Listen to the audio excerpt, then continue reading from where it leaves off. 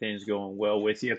Wanted to get on here and chat with you for a minute about this next assignment that you've got coming up. So, what we're doing with this next assignment is starting to discuss the next level of academic research into text. And this is a skill and a trait that will go on from this class into any class that you go to from this point, because what we're talking about doing here, working with secondary sources, applies across all academic disciplines.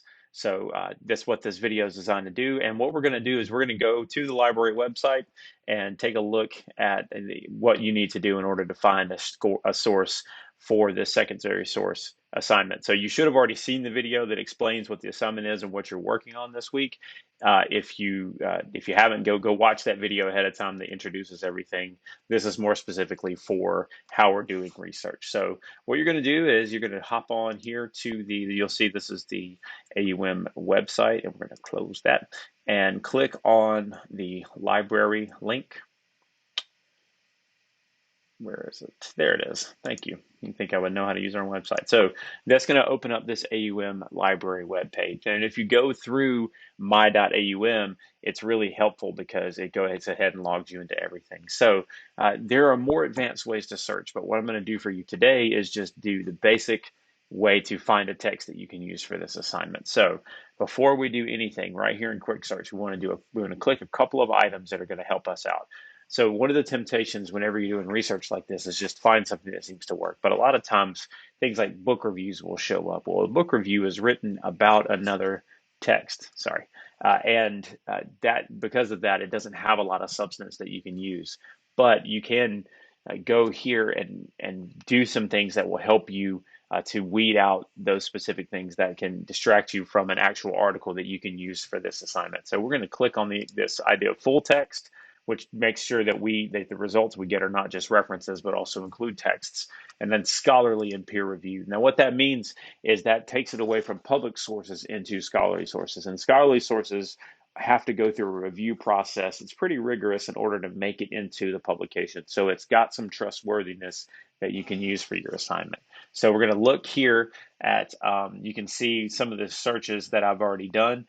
Let's do this one, Dr. Faustus. You've got this line here, and you've got full text and scholarly peer reviewed. So you can click search. And as you go into this, I want you to go immediately, as this loads up, go to this left-handed window, our left-handed toolbar, and see you've got full text clicked, and we've got scholarly journals clicked. Now, there's not a ton. I mean, we can go back to 1854 if you want, if you're doing some sort of historical research in this text, but I would really suggest that you slide this tool up here to, let's say, 2010. So that's going to give you roughly the last decade worth of results. And as you do that, you will see it bring up these different things. And so over here, you can see we've got full text, scholarly peer-reviewed journals, and the published date. So as I look, you've got a couple of different ways to look at this. And immediately you see that you've got variable text, some comparison text between Dr. Faustus and the French history. You've got Dr. Faustus and the Jew of Malta.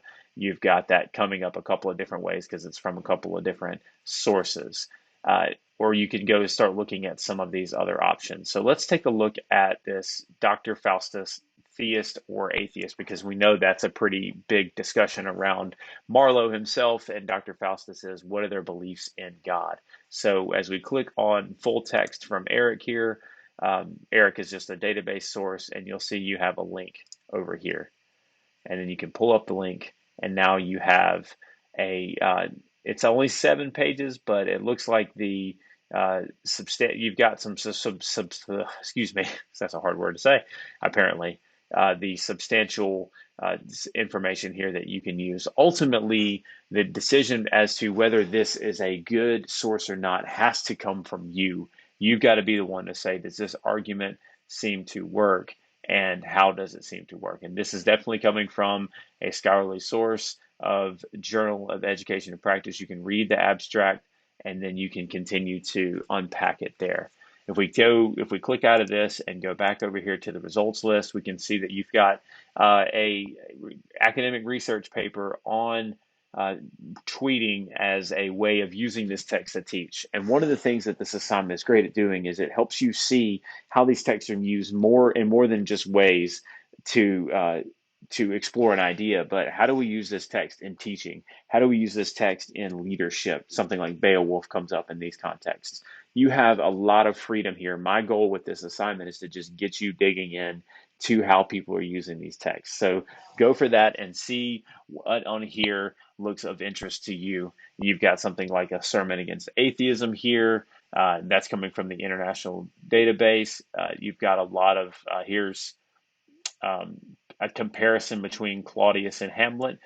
In terms of the comparison, go for it. If it works for you, it just does a little, it's going to be a little bit harder to tease out what they're talking about because it's a text written in comparison. But the whole point behind this assignment is to give you opportunity to go exploring.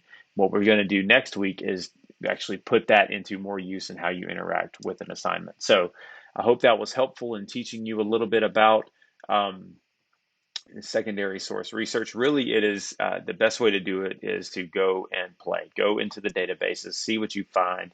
I encourage you to dig a little deeper than just the immediate source that comes out. This is the best way to get that information that you need to do this assignment well. So I look forward to talking with you shortly, and please let me know if you have any questions or concerns.